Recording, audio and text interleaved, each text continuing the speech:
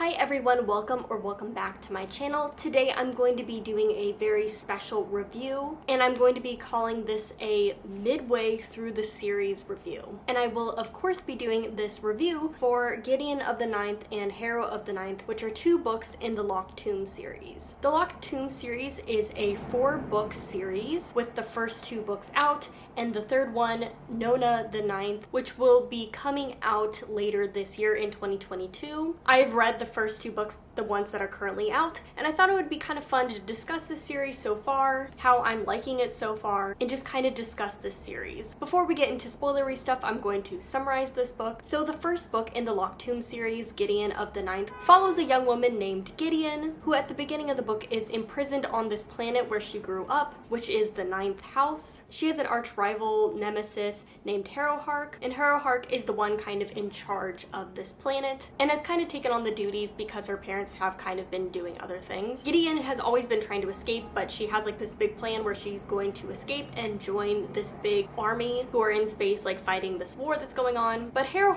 is not going to allow Gideon to do that, and kind of her one last ditch attempt to keep Gideon with her is to enlist her to help her as she goes to become a lector. Basically, in this world there are necromancers, and there are these very powerful necromancers called lectors who work for the emperor king kind of figure, and so together Gideon goes as like Harrow's knight while she learns to be a lector. So this series already is very weird, very confusing. It's very hard to synopsize. I would think of this series as a sci-fi fantasy series leaning more into the whimsical fantasy side. While there is technology and space stuff happening, and while there is like a magic system, I would say it's a very soft magic and sci-fi system, which basically means that there are rules and stuff kind of, but we're not really privy to all the rules that are going on, and a lot of the rules seem to be very loosey-goosey. In this series you're going to get a lot of magic and sci-fi, but it is going to be more on the whimsical side of things. It's not always super explained. And while again this is a sci-fi fantasy series, it definitely has like a haunted house,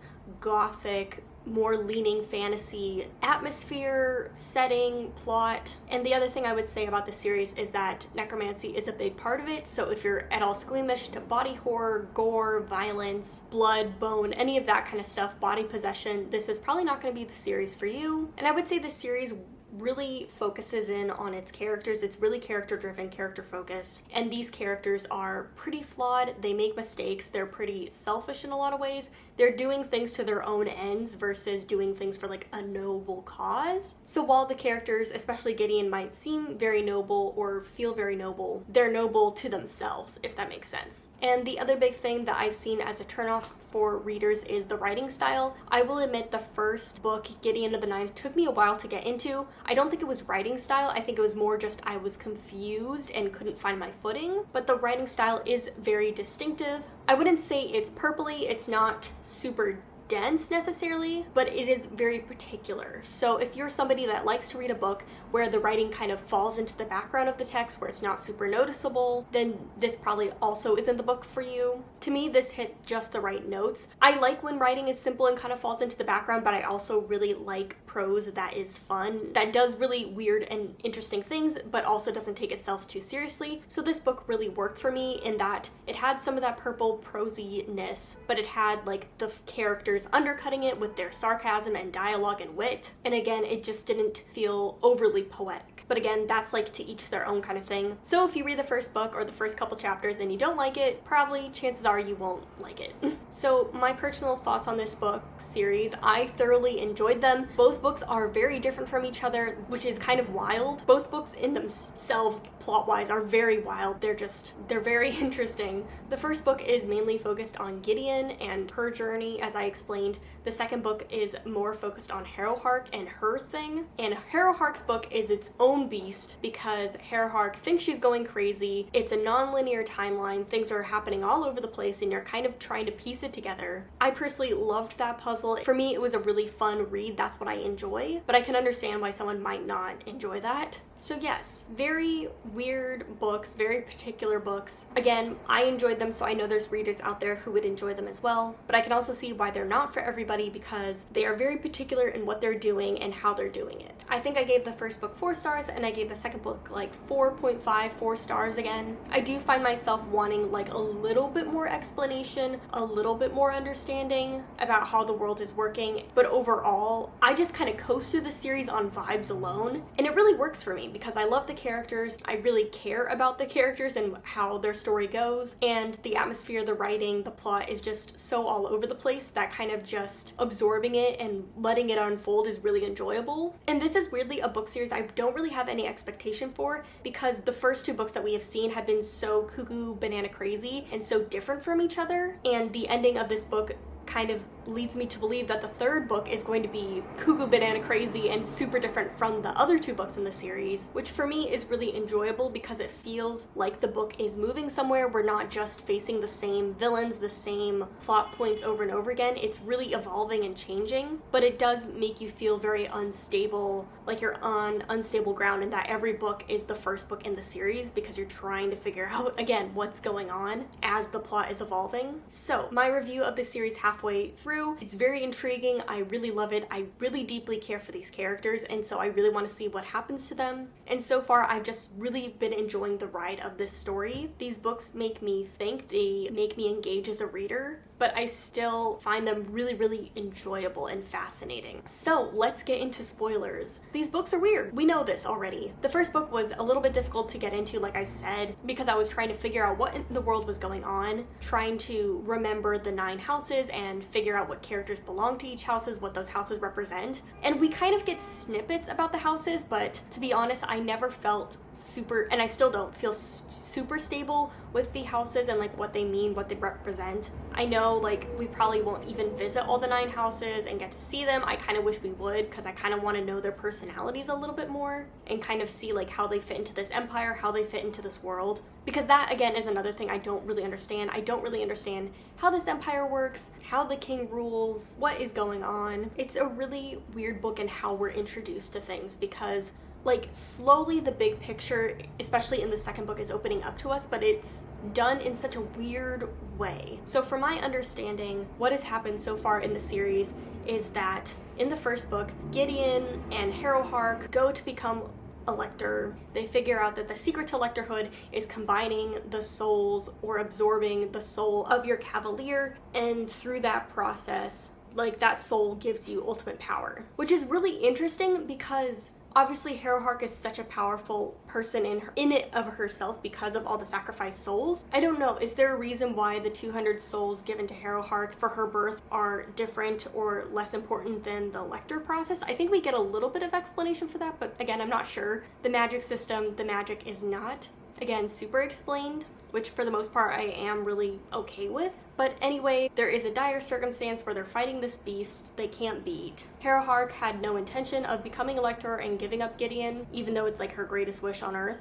Gideon kind of sacrifices herself. Harrow becomes a lector. They defeat the monster or put it down. And from there, we go into the second book where Harrow is taken into the King Undying's like lectorhood, where basically it's a bunch of these old people that have been around for centuries and centuries. They're all kind of fucked up. They're all trying to like mess with Harrow or kill her, which is really difficult for Harrow because she keeps seeing this disembodied person. She thinks she's going crazy and seeing things and hearing things. And all the while she's re-experiencing or dreaming about the stuff that happened in the first book, but she is imagining all those things wrong. The events are occurring differently from what we remember as readers, which again is very risky as a writer to do. From there, we learn that there are a lot of these weird politics between all the different lectors. It seems that the lector from the first book, who became like the villain, had some like personal beef with John or the King Undying and kind of like went crazy from becoming a lector. Most of the lectors seem to not have forgiven John for like sacrificing their cavaliers and not telling them about the process, and also like making it so that they have to be with him because they can't go back to their homeworlds, because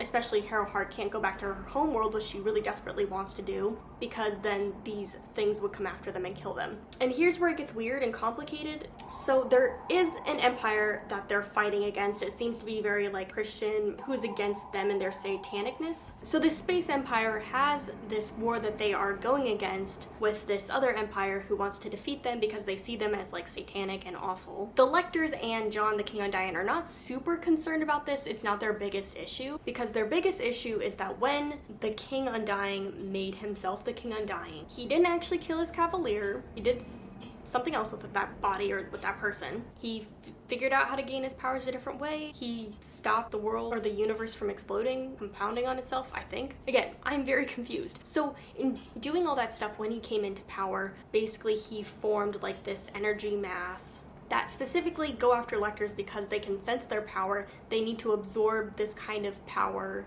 and they're basically these undefeatable monster energy forces. So they're more concerned about that, which is interesting because in a lot of fantasy series, namely I think in Game of Thrones, they're more focused about like the kingdom dynamics when they should be focused on like the big bad monster. So it's very interesting that it's the opposite for this series. And all the while, Harrow is figuring out, or at least figures out by the end, is that she didn't become a real Lector because Gideon is still existing inside her. So she purposely did something so that Gideon wouldn't get fully absorbed into her by like not remembering her. And so at the end of the book, Gideon has taken over Harrowhark's body. Harrowhark has like kind of entombed herself inside of herself, and they got this like two souls, one body kind of situation. I'm at least assuming that at some point Harrowhark will be able to separate the bodies and the souls from each other and give Gideon her own body. She has already fixed one of the other Lectors, one of the twins from the first book's arm, by like creating a skeleton arm for her. We saw that Sextus was able to kind of save himself from dying by building like a bubble in the river for himself. But at the end of the book, we are introduced to this character who's kind of living on the fringes with one of the people from the first book, with like no memories of themselves, and they seem to be in the evil empire that's against necromancy. And to me, it seems like that character is Harrowhark. It feels like they are Harrowhark. They have powers that they're not allowed to reveal. They are connected again to a character we've already seen before, and they have amnesia. What happened to Gideon? What happened to Harrowhark? Who knows what's going on in the third book? We don't know. But this book series is really, really weird and interesting because it's like, it doesn't seem like one kingdom is bad or the other. Obviously, Jon, the King Undying, seems like he's going to be the big villain of the series. But in a lot of ways, he's fighting this like bad force. He's trying to get rid of these monsters that he created. And on the other side of the war, there is a kingdom who obviously is against necromancy, and just how we've been connected to necromancers. Obviously, I don't want to think of them as purely evil and that they should be eviscerated. So I'm not really on that side either. I'm really on Harrowhark's side and Gideon's side as they try to figure out their situation. Yes, it's a weird series. It's weirdly written. I especially loved Harrowhark because it was so weirdly written. It's all over the place and how it makes these puzzle pieces that you have to connect together. But as you can see, it's really, really hard to kind of explain this series. And that's where I kind of am at the halfway point in the series, is that I don't know where this series is going. I can't really explain everything, but I do understand it, if that makes sense. Like, I kind of understand how necromancy works. I understand the river. I understand these god, demon energy beings. I kind of understand Lectors. I understand the atmosphere of the world. I don't necessarily understand everything about the Undying Kingdom and the necromancy different houses and all that. To me, that's like the biggest thing that I don't understand, because Harrowhark's the ninth house is so interesting because it's basically a dying house.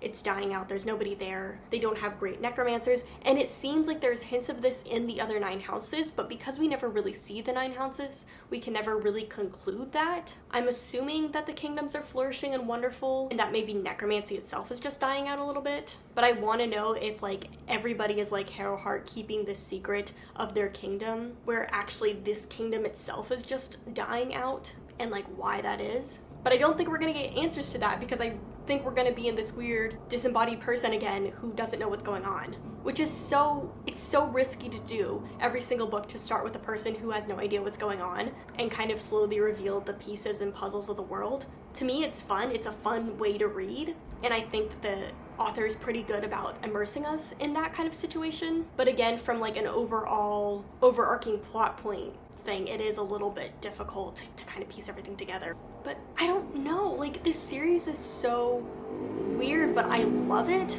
and I genuinely think it's because of the characters. I love this series because of the characters, Gideon and Harrow. I've become immersed in them. I love them, even though we didn't get a lot of them in the second book, and I don't know if we're gonna get a lot of them in the third book. They're lesbians, they're obviously in love with each other, but they have this kind of like pining, yearning, but I hate you and I will not talk about how I love you kind of dynamic. And they're also like, you know, sharing a body. They have this like bodyguard, like princess dynamic. I love it. I really love it. Gideon is snarky and brass and kind of an idiot with a sword kind of dynamic thing, while Harrow is like very much a prude and kind of love.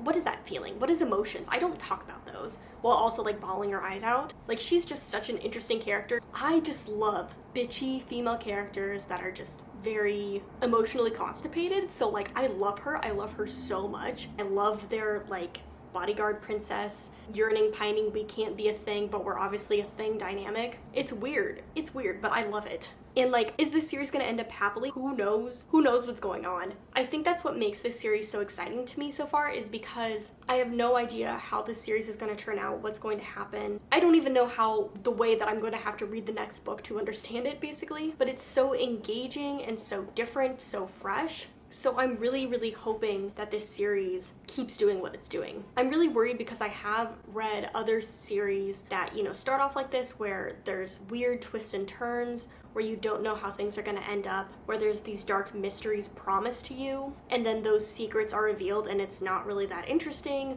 or it's exactly what you thought it would be. Series that don't really hold up to what they promised. And I think the Locked Tomb series is going to be able to pull it off, but you know, I'm always nervous for it. But I'm really holding out hope that this series will do something amazing.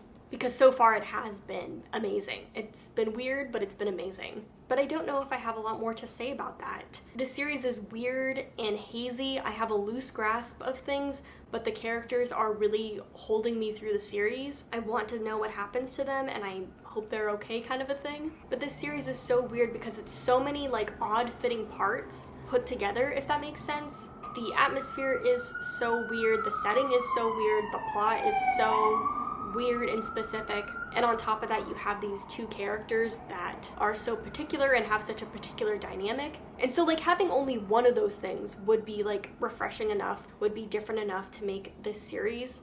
But it's on top of that, you have so many different things that are like working against and together with each other: characters, writing, plot, perspective, all these different things.